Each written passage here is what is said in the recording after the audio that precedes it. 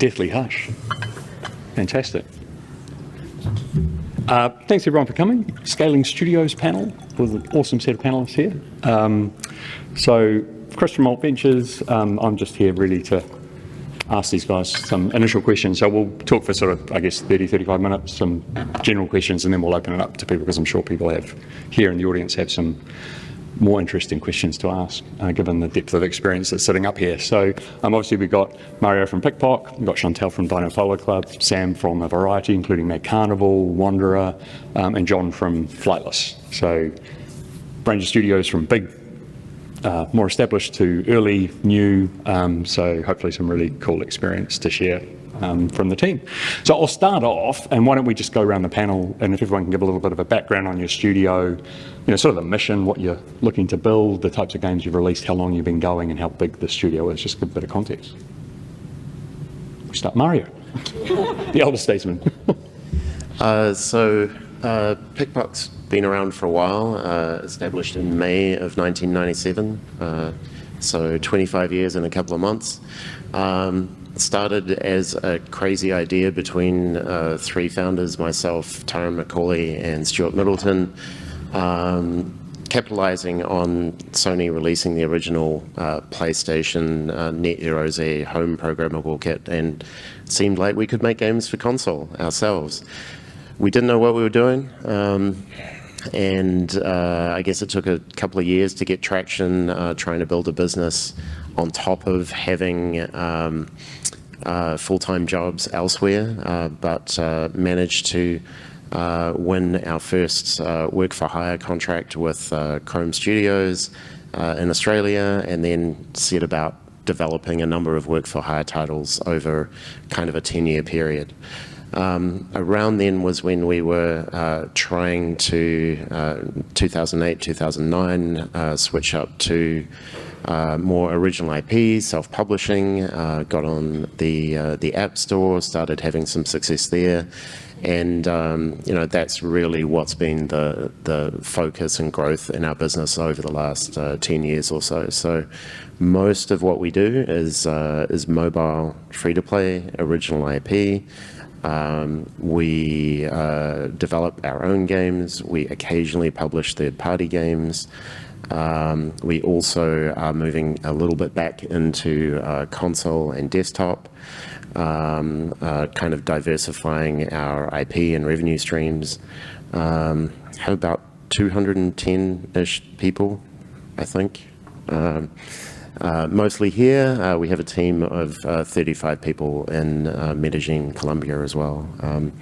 I guess we're making a range of different games, from sports games, action shooter games, kind of CCG, strategy, collectible type games, as well as kind of more casual idle clicker type stuff as well. Hi everyone, nice to see all your lovely masked faces today. Getting to know everyone's eyebrows very well. So I'm Chantel, I'm the CEO at Dinosaur Polo Club. We are an independent studio based here in Te Whanganui Atara, Wellington. We have about 24 wonderful dinos, of which I can see a few in this room. Zan's red hair stands out quite well. And we're most known for our games Mini Metro and Mini Motorways. So the way our studio started was in 2013. Our co-founders, Robert and Peter Curry, actually participated in a game jam.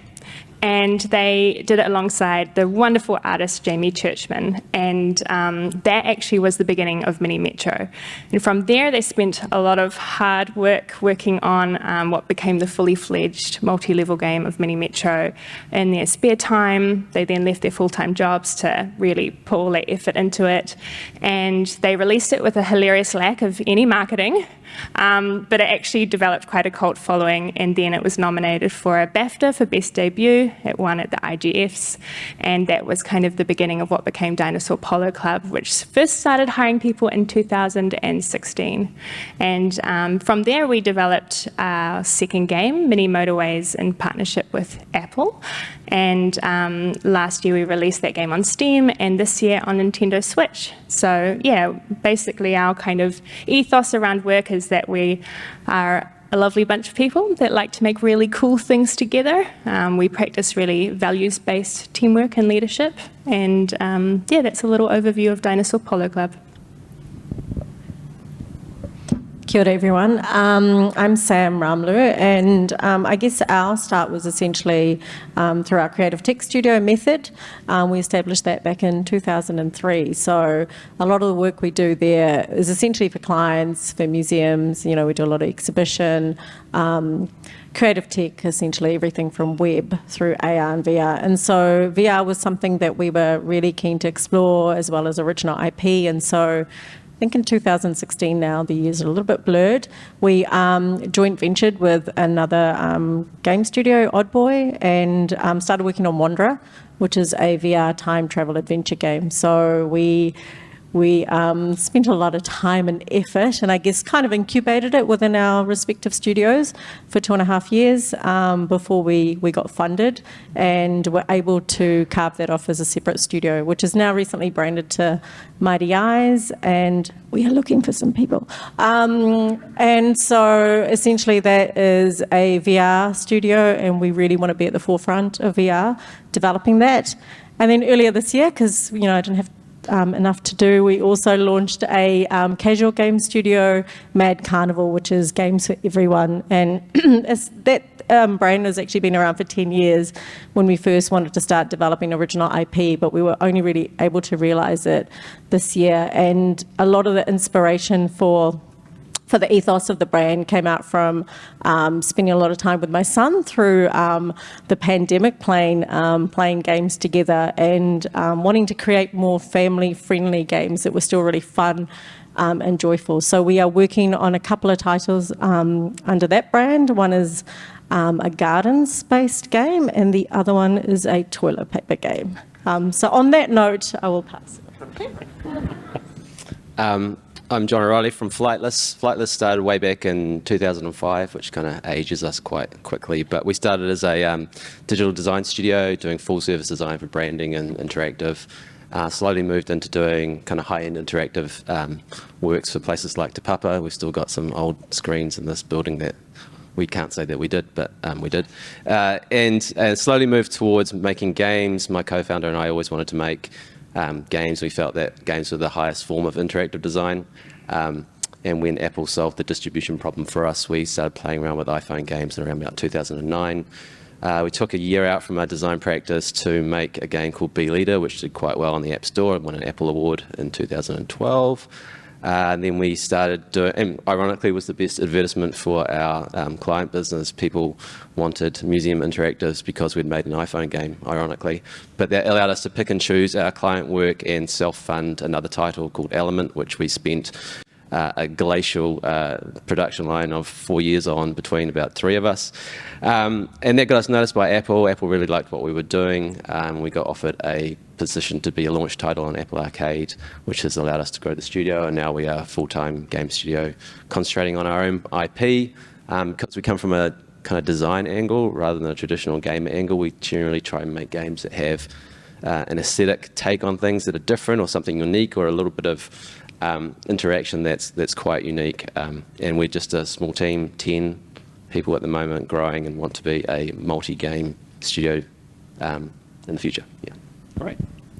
So there's some common themes in terms of the scale-up, starting with a game, co-founders, and coming from a creative studio in a couple of contexts.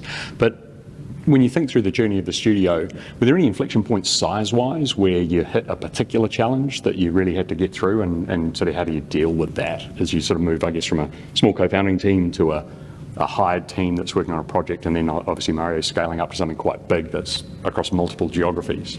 So where are those break points, and how do you sort of manage the challenges there? Yeah, I guess there's definitely a lot of milestones. You never really stop learning, and there's never really a lessening of challenges. When you're developing with an unfunded team in a flat, going from that to suddenly having an office where you have to have actual employees with employment contracts, that's a big step.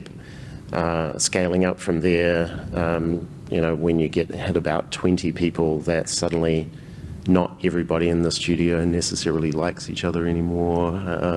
You know, you're starting to get to a place where you're like, okay, you're wanting to develop multiple titles at the same time to manage your cash flow.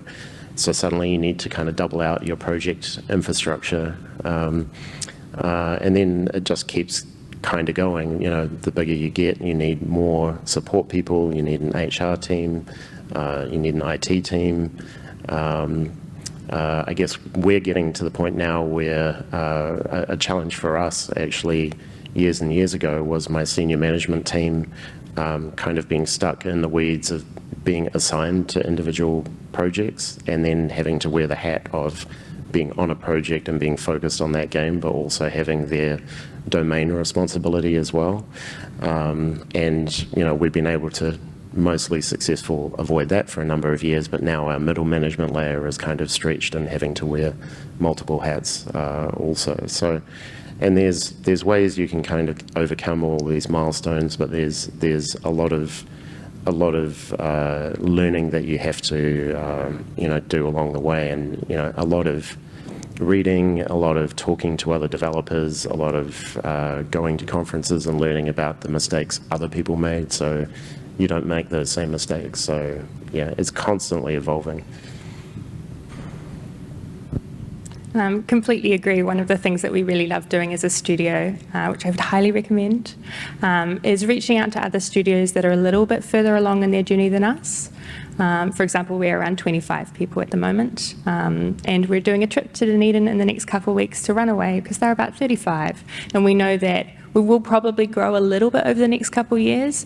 Our goal is to grow just enough so that we can make a couple of games at different points of time in their production cycle in the studio, because it gives our team more creative opportunities, more opportunities for upskilling, but it also means that we're de-risking things a little bit more for the studio by not putting all our eggs in one basket and having these two different kinds of games and different audiences. So yeah, we've found that the New Zealand games industry is incredibly supportive, and actually so is the international industry. Myself and Neve, our wonderful COO with the blue hair over there, we did a trip to Canada and America at the end of 2019, and we reached out to like 30 different studios of all different sizes, from really small indies of 2 people right through to big studios with thousands of people, and all of them said yes to catching up, because I think as New Zealanders we're quite approachable, and if we're going to make the effort of going all of that way to see them, they're like, yeah, this is weird, but sure, okay, come and hang out. And we found that great. We would talk to them about how they approach their people and culture practices, their approach to production and ideation, and we learned so much. And to this day, when I go back through those notes, I find new learnings because we're at a different stage in our studio journey. And what we've kind of found is when I joined the team, we were about 10 people, and we did everything together. And then as we got a little bit bigger, we started to develop departments, which was quite new for our team, where we had these more specialized skills. And we knew that we wanted to bring more juniors through to the industry, because there's a lot more diverse people coming into our industry now, and we want them to be the game developers of the future, the founders of their own studios in the future. So we brought in some seniors to mentor them. But I would say every 5 people, there's a little bit of a shift where we have to update our practices, get lots of feedback from the team to see how they're finding them. They'll also have fantastic ideas. I think the best thing is to realize that you'll never think of everything, and you're always going to be growing in your role. So we try to provide lots of opportunities for our team to give us input, and then we trial things, get their feedback, iterate until the feedback is solely positive. So yeah, we've found now that we're getting closer to 25. Some of our leads were getting a little bit more pressure because they were carrying the emotional weight of quite a few people, and if someone was away sick, chances are they were going to pick up that work. So in our programming team, for example, which is our biggest team, we thought we'd trial a co-lead structure, but we have 2 leads, and we've been giving that a go to make sure those people have support and still that time to do development as well, because they really love that. It's just a learning journey. Try things, iterate, talk to people. It's the main thing. For us, I guess, you know, the way we've kind of developed some of the teams is with Method, having that experience and doing a lot of client-based work with very tight deadlines at times. We work with ad agencies and museums and the like, and these tight budgets and deadlines. So there was a lot of discipline formed with a lot of the team around some of that. And so with Wanderer, some of our team moved over. My co-founder Yuj, who was our creative and tech director, moved over to Wanderer. The Odd Boy guys also. We all joined up, and so we'd had that experience. So we built the team off of that, but we had a really good base. And so we've done very similar thing with Mad Carnival in that we shifted over a couple of people that had already been in the studio for a while. And so that formed a really, really good base for us and, in developing the team from there, having that experience. So a startup, but it didn't feel probably a startup as it might have in 2003 when there was, 2, 3, 4, 5 of us. And then we found in terms of numbers, very similar to you, we probably don't really want to grow any of the teams much bigger than sort of 30, 35 is the current thinking. That might change, but currently across all of them, we've probably got about 10 to 12 at each studio. And really with something like Mighty Eyes or Wanderer, we'll increase production during game development. So we kind of have a core team, and then we might get people on board to help increase that production. And just trying to keep that size. I guess part of it is we do feel really like a family studio, and it has been a family studio, and just keeping that culture and ability to interact with each other. We had a lunch the other day over the weekend, and it was just really nice. We had about 30 to 40 people there with everyone's families, and we just thought wouldn't have been able to do the rounds with everyone if we had more people, and so it was really nice to still have that connection with everyone. I guess for us, we're small and we're quite craft oriented in the kind of work that we want to do.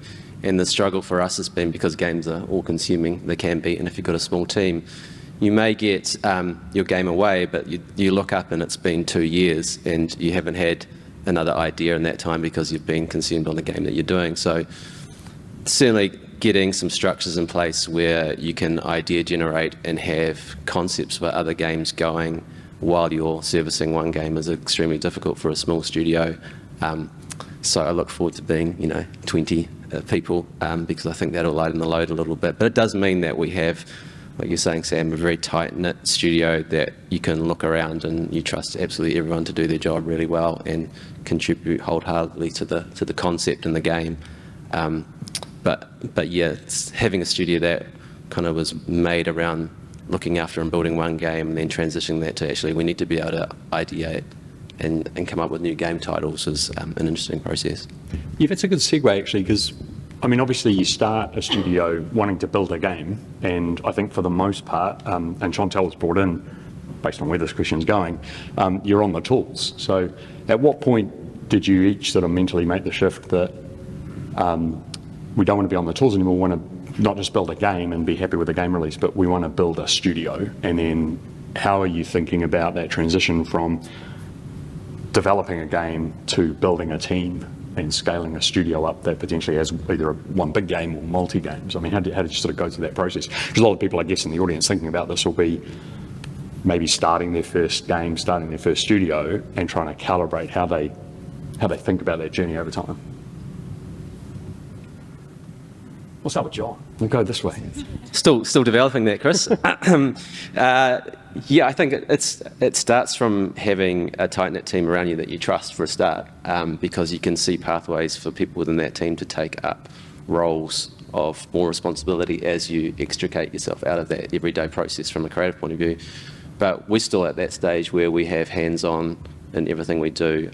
I still work on the tools as well, so we haven't got to that point yet, but I love doing that. So it is a balance as a director to kind of be involved in the process and integral to the process where you know what's going on, you have some say, but also allowing people to have the breadth of their abilities come through in what they're doing as well. So I think there's going to be an interesting challenge going forward, but one that's quite exciting, because if you're at that stage, then you're doing something right anyway. So. Yeah, very similar. I mean, I'm still, I guess, on the tools. I'm kind of more creative and, design-led rather than kind of hands-on technical or programming. But I guess part of it is also understanding the different capabilities and abilities of the team and making the most of that. I think, there's a tendency for founders as well to take on too much and wear too many hats. But you kind of need to do that in the early days, but then bringing people on and trust is a really, really big part of it, and I don't want to say delegation, it's more around the trust to be able to let people get on with their jobs and make those mistakes. And that's a really hard thing when it's your baby that you've been essentially growing and nurturing, and then you kind of have to go, let go of a little bit of it to give someone else. But you can't grow otherwise. You're always going to be 2 or 3 people or the founders. And if you want to get to the next stage, you have to grow beyond that. So I think trust is a really big thing. Allowing time and that energy for support for your team as well, which is really tricky and something I think a lot of founders don't think about, and the weight of that sometimes, and that you're not just carrying your own weight and whatever else you've got on, it's actually your team as well. And, we've seen that even more so through COVID and the pandemic, but how you can also then manage that in yourself. And I think, we've all just enjoyed being able to connect with other senior studio managers and be able to have some of those relationships, because it can be a little bit lonely at that level where you don't have anyone to bounce back off, or you can't talk to people about your worries because you don't want that to filter down to the team. So how do you build your own support network? So, thinking about that and your own kind of mental health is really, really important, and how you can create your own support network to share and bounce ideas from, because sometimes it's just worth having a chat and seeing that someone else is in a similar position to you. That helps lighten the load a little bit. Okay, so my journey is a little bit different. The other 3 on the panel are founders, whereas I was brought into a company founded by other people. So what I think I've really loved about my journey with Dinosaur Polo Club is that Robert and Peter always understood that they wanted to create this place that would create wonderful jobs for people and give back to the games community. And that's a really important thing to note. It is a big commitment to decide to found a studio and hire people, because your responsibility changes from being focused on the game to being focused on your people, and that should be your priority. We have 4 pillars that we refer to a lot with all of our business decisions at Dinosaur Polo Club, and the first is that we support our people nurturing their careers so they feel valued and valuable, instilling kindness, empathy and agency in all, and providing opportunities to upskill them in their career. So what was really great about Robert and Peter is they're very self-aware leaders. I think that they don't bring too much ego to the plate, which isn't always my experience working with other founders in previous industries. And what they noted was that they really loved making games. They're a wonderful programmer, game designer, and that maybe they should bring in other people to help that people and culture side of the business and put that love into that space and have those skills and that passion for that space. So myself and a few other team members joined the team to take on some of that work. And yes, in a small studio, you still wear lots of hats. It's inevitable. But what we've kind of learned along the way is that we've given so much to making sure we support our team, and then as we've grown to the slightly bigger size, we've realised, oof, we kind of forgot about ourselves. And so that's what we're working on now is, okay, maybe we need to make sure all the support roles also have support as well. So we bring in another producer. We've got a few roles on the way. So just a heads up there, keep an eye on our website. But that's kind of the place we're at now, is making sure that all people have support, so that everyone has work-life balance, so that information is not just sitting in one person's head. Because when it is, it's really hard for them to have a sick day or take leave. So that's what we're trying to do now, is build in enough knowledge across enough roles so that anyone can take a break and it's fine, and it gives everyone that work-life balance, which is really important to us. Yeah, I think for me personally, that shift came fairly early. I mean, the last game I actively programmed on was the very first game we shipped, So that was a long time ago now, and I think I only debugged one thing in one other game since then. I very quickly, mentally got to a place where my focus was about building a great company that could build great games rather than necessarily being focused on a particular game that I wanted to make. And I think we've had an amount of success doing that. Part of the challenge, I guess, is as you grow, you have a level of experience, whether it be with the technology, whether the process, the IP, whatever it might be. And stepping back in any kind of management role to be able to focus on those key tasks that make a difference can be very challenging. To give people that space and give them the opportunity to kind of step into those roles, pick up those tasks, and execute on things. And it can be very tempting sometimes to try to jump back in and think, I can get that done faster, or I know what I want, so it's just easier if I do it myself.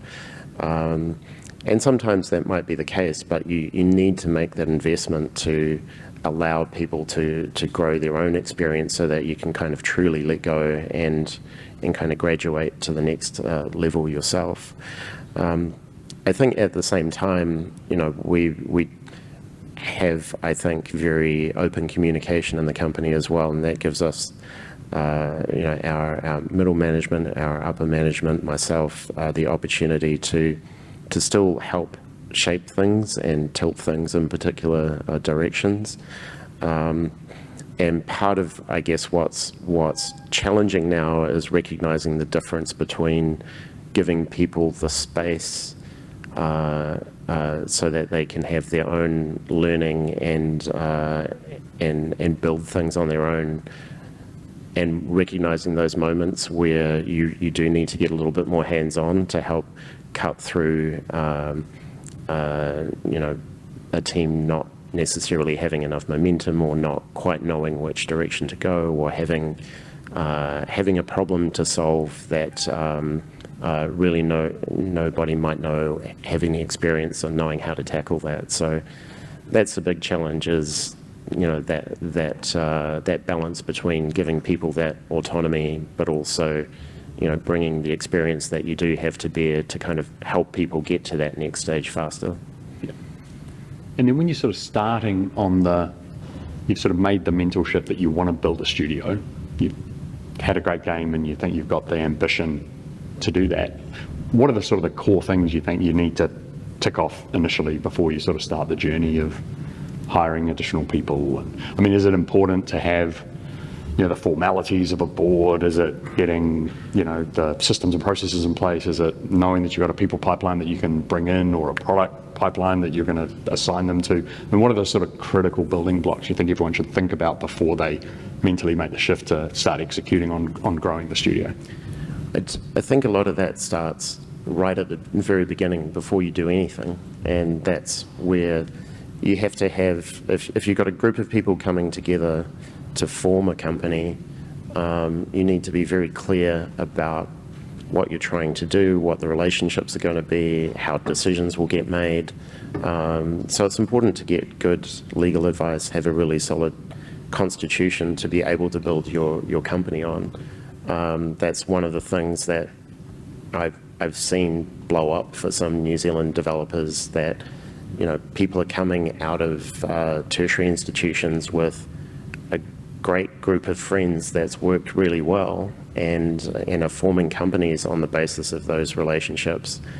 And it's fine at that moment when everybody's had that same experience, and it's kind of working when the stakes are small. But when you start introducing money into the situation, and responsibility and deliverables, and trying to make sure that everybody's contributing in the right way, and life happens, people get married, they have children, they might want to travel overseas.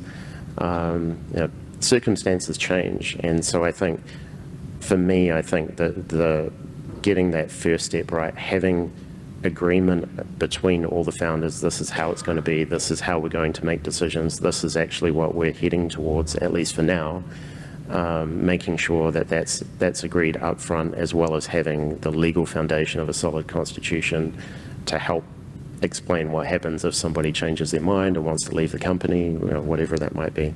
That's super important, and I've seen a lot of companies make that mistake of, and it might be 1 year, 2 years, 10 years before that bites you in the ass. Yeah, and to build upon that, I would say the kind of next step in that journey is determining your values. They can really actually help steer a lot of the decisions you make with your team, the games you make, all of those sorts of things. So a few years ago, we spent a few months with our team developing our studio pillars. And in simple form, they are: we support our people, we strive for stability, we build high quality, polished games together, and we support our communities. And each of those has a breakdown of what that means. And we've found that whenever we get to sort of a bigger strategic decision around our long-term planning, we always bring those pillars into the discussion, because they are a really great bouncing board that if something doesn't align with your values, it's probably not the right direction.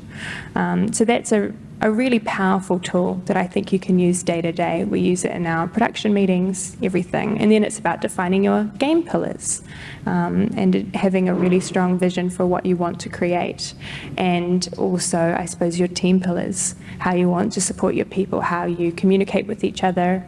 Are your leaders going to be practicing servant leadership, which is essentially there to unblock others, facilitate their growth and help them on their journey. That's the style of leadership that we choose to practice at Dinosaur Polo Club, and that brings our values into everything we do.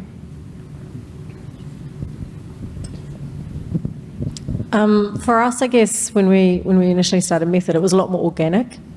We were just, two people wanting to create cool websites at that point, and so we just went about doing that. And so a lot of our learnings were on the job, and through mistakes that we made. And at that point, there was probably a lot less at stake. So personally, found it quite the journey being able to do that on the job, on the studio. Understanding provisional tax was a thing, once you know about that. But I just remember back then kind of working through some of those trials and tribulations, understanding that getting a really good accountant, paying yourself from the beginning, making that consistent, doing a budget. And it all sounds really basic, but just having some of those basic things in mind, knowing what your burn rate is, and understanding that really clearly from day one, and then starting to build on with your values and revisiting that, when your team changes, revisiting the values, do they still work? Having a general manager on board on Method, for example, with new team members and me letting go a little bit and people changing, there might be a new set of values that come in. So what are the core values that we all still want to instill, but then how might they change? So a lot of the processes we've adopted over time have been more organic and then based on how we're working through them, but we're always shifting them. We go through how could we shift some of these processes. And then sometimes, you kind of have a deadline on a game or a budget attached to it, and you need to soup up the team quite quickly. And it is it's challenging, but then knowing and understanding where your end game is, what your milestones are, building all of that into the production schedule, at least at a high level, will just make everyone feel a lot more comfortable going into development. And then just maintaining that. I guess it's always hard when you're kind of in development to then look up and go, where are we tracking? And making sure that there's someone kind of always keeping track of that. Yeah, I agree with Sam on that. It is quite organic, and it is experience-based, and I think it'd be very hard to just come out of, say, a tertiary institute and just start up a game studio and think that you're going to get everything right to start with, regardless of how much kind of talking and networking you do with other studios. A lot of that is just through professional working places, having a range of professional experience across different studios or different businesses. And that's kind of where we came from. We'd both worked in multiple studios, visual effects houses, web design companies, run other companies. So we had that kind of foundation of how to run a studio from the start. And I think that'd be extremely hard without having that to just start a game. You can probably rally around and focus on a game if there's 2 or 3 of you and be able to unite over that one game to do stuff. But then when it comes to actually running the business and the long-term goals of the business and how you operate, that would be quite tricky. And I'm not sure, and everyone has different reference points for advice, but it's all relative to your experience, and taking bits from everyone and then feeding that into your loop is kind of key. And so, final question, then we'll open it up if there's any questions in the audience. I mean, what's the one piece of advice you'd give to your younger self starting the journey? How young? We're talking 30 years, 40 years? Personally, I have no regrets. We've not been perfect along the way, but I guess all of that has helped in our learning and to where we've got to. So the only thing I probably would advice I'd give to my younger self is probably just to keep the blinkers on. A lot of my life kind of when I made the move to New Zealand, there was a lot of kind of hard things that potentially went through that I haven't really realised until now. And I think part of that was just some sort of resilience that I'd personally gained somehow along the way, that for a lot of it, I maybe ignored some of that and just kept on the path that I wanted to do. So for me, it was always about, I want to create this next thing. And so in a way, for me, it was like, actually, it's probably good that I had some of those blinkers on, that I didn't stop and turn around and look around and let some of that stuff affect me. So I don't know, that's not really a lot of great advice, but... have a lot of older perspective from an earlier age. That would be good. I think work smarter rather than harder. I can see now that the time I spent working extremely long hours, learning stuff was really beneficial from that whole spend 10,000 hours of work and master it kind of thing. But once you have children and you don't have those hours in the day anymore, you realise that actually I'm being just as effective now as I used to be with half the time, and with a little bit more hindsight and perspective, I think you can do that earlier on in life. I would say trust in your ability to learn, because you will always be learning, and it's a really powerful tool. One of the things that I kind of learned along the way was that I didn't always have to have all of the answers. I think initially when I came into sort of leadership positions, I felt like I needed to know everything, every part of the company, and then if someone asked me a question I didn't have an answer to, that I had failed in some way. But actually now I realise that all I have to do is say, that's really interesting, I don't have the answers right now, but let's figure it out together, I'll get back to you in a week.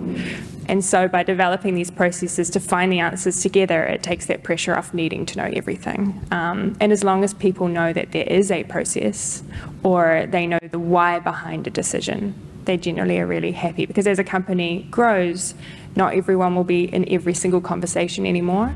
But as long as there is buy-in and regular places for feedback and there's trust, people will kind of believe in those decisions because they know the why behind them. So that's something that I've learnt, I think, along the way, is don't feel the pressure to know everything, and always keep learning.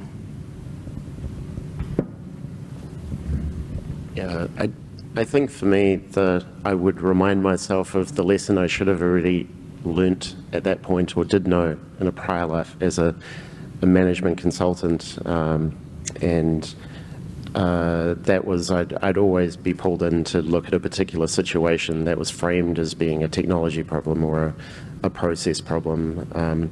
But when it came down to the issues and opportunities of a particular situation, it was always the human element that was the factor, whether it be broken relationships or missed opportunities in communication, whatever it might be, job satisfaction.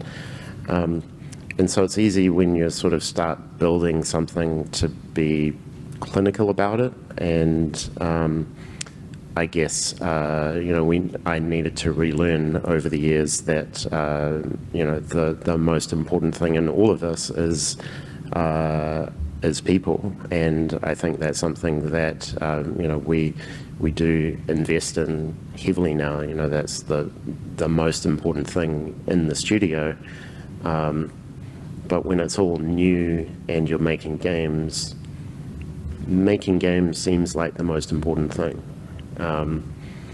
But building an effective team that can make great games, that's the most important thing, because then the making games part becomes a lot easier, and that's the byproduct of bringing people together that share this passion and that can enjoy working together. So yeah, that's something I'd remind myself of early on.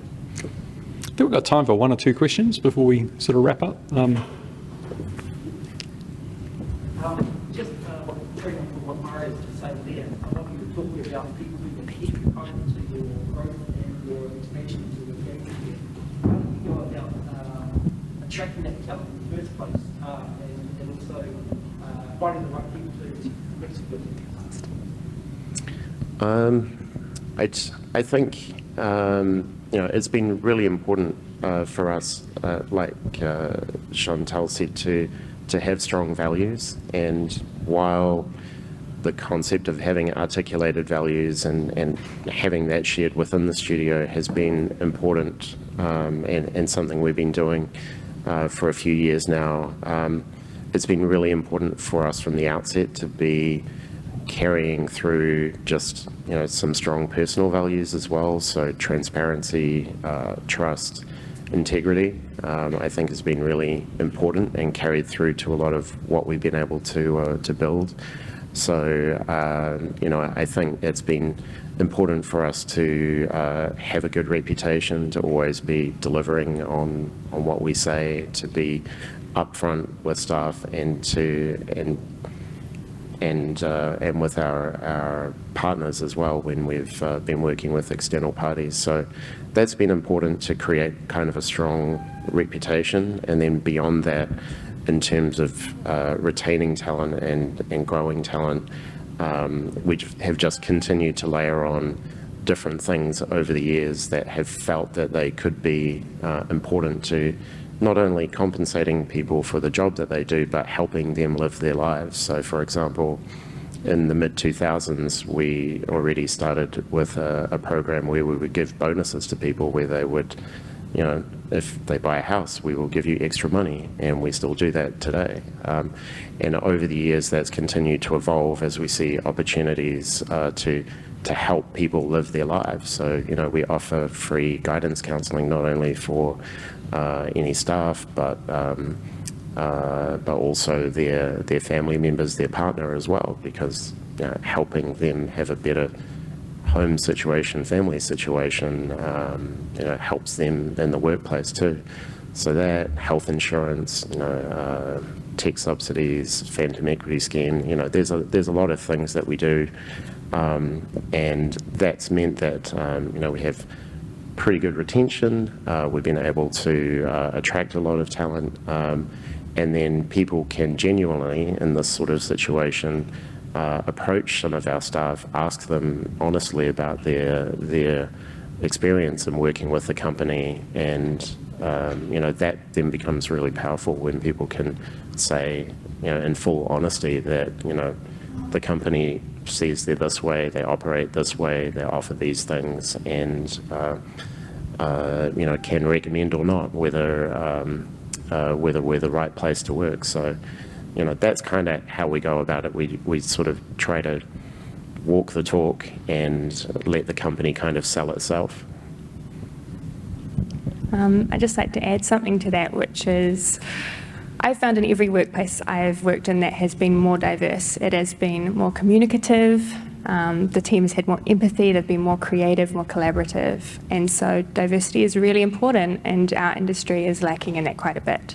So there are simple things that we can do even just in our basic hiring practices that help there. For example, something I learned many years ago was that when a woman reads a job ad, she will typically only apply for it if she feels she meets 80% of the criteria. Men will typically apply for it if they feel they meet 30% of the criteria. So right there, you limit the amount of women that are likely to apply for that job. So we changed the way we wrote our job ads. So instead of saying you must have, we said these are some things that would be cool if you have them, but it's not the end of the world if you don't. There's these 2 things that we need, everything else is optional. We also include within our job ads a call out about diversity, because we're making products that are for people all around the world. And if we don't have those voices in the room developing them, how do we expect to really connect with people in lots of regions all around the globe? So that's really important. And then just developing really solid hiring practices. So we have 3 phases for our interviews. The first is like an initial just get to know you. The second's a more technical interview. We've started trialing actually sending out those questions in advance. So then we actually give the person the best shot to be their best self in that space, because they can have the time to reflect and think, and that works better for more introverted team members that sometimes need a day to mull things over, but will often come back to you with the best, most thoughtful solutions to things. And then the third stage is essentially like a people and culture interview. It's a chance to really get to know how they work together. Are they going to add another voice to the team, a really great new perspective, but are they going to work well with the other people in that space?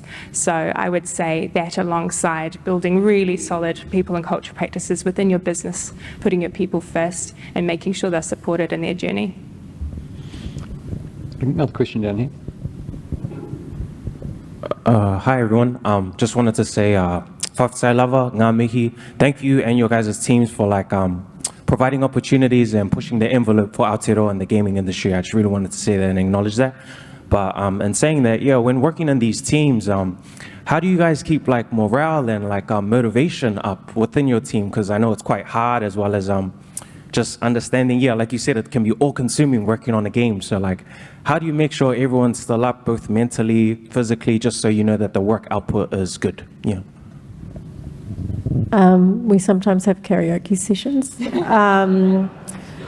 but we do a lot of regular check-ins, and all our studios are quite different in their check-ins. But we do that, and even if we don't have anything to go over, it's really good to be able to get together with everyone. And my role, kind of day to day, a lot of this the catch-ups are more remote. We've got a team down in Dunedin and Auckland, offices as well. So it's kind of can be a little bit challenging kind of managing that. But just getting online and chatting to each other. One thing we're really keen on fostering as well is that whole communication. I think sometimes that can be a difficult thing, especially for kind of more junior members, is understanding that they can put their hand up for help and it's totally okay.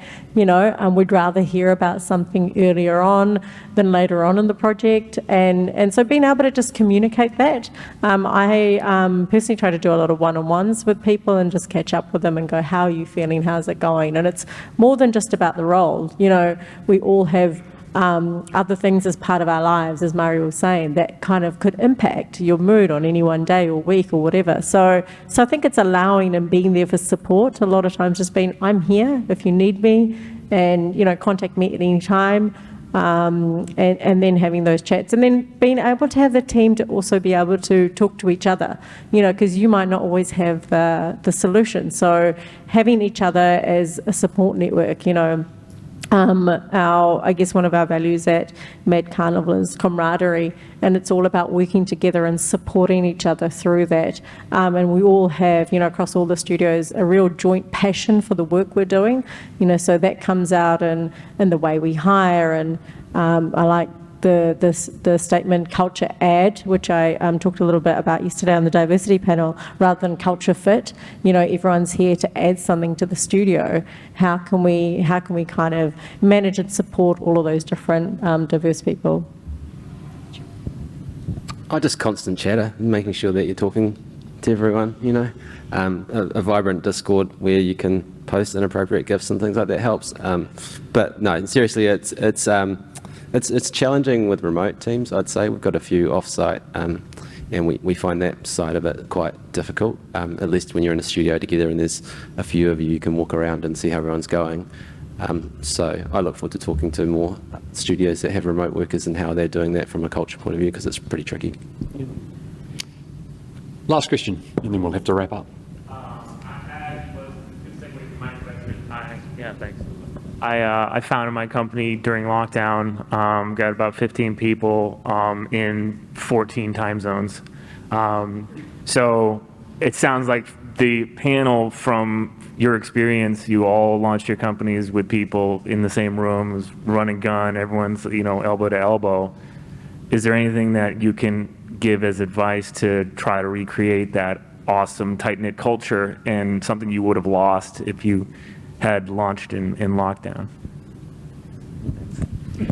I can start a little bit, mainly based on our experience during lockdown, because we don't have people in different time zones at the moment. Oh no, we do. We have one team member who moved back to America to be with her family. And yeah, it is tough, because what we find in studios where we have people in person is there's that fun banter and that connection, and someone overhears, someone's got a problem over here, and they go, oh, I've got this idea. So how do you replicate that environment in a digital space? What we have tried doing is, one thing we did was we set up Discord meeting rooms for specific departments to hang out in during the day, but then also just general spaces that people could sit in on calls together so that they could chat and have that banter that they would get day to day. Because the difference between a remote environment and an in-person one is that often every single conversation is scheduled. And I find that's where you lose that creativity and that spark, is when everything's scheduled for a meeting. Whereas if you create these organic spaces where people can kind of hang out and have a bit of fun, then that can be a really great way to build connection. And that's the thing that you're striving for, is that connection between individuals. And what we tried to do as well is, when we are split, when you're hybrid, there is that difficulty of keeping that connection across people that are in person and people that are remote. So we do our best to try and include everyone in our different social events. For example, we did our Christmas event, I think last year, the year before, and our producer at the time had just moved back to Australia to be with her family. We were going to cooking school to make gingerbread houses, and so we sent her a gingerbread house making kit in Australia, and then we had her make it with us. We brought a laptop with us to the cooking school, and we did it together, and she found it really fun. And so we try to make sure there are ways that we can involve everyone, games that we all play online together, games that are easy to play with people that are in person and also on a video call. So they're just some simple things, but it is just all about building that connection between people. Cool. We are out of time. 2 minutes running over, but everyone put their hands together for a great panel.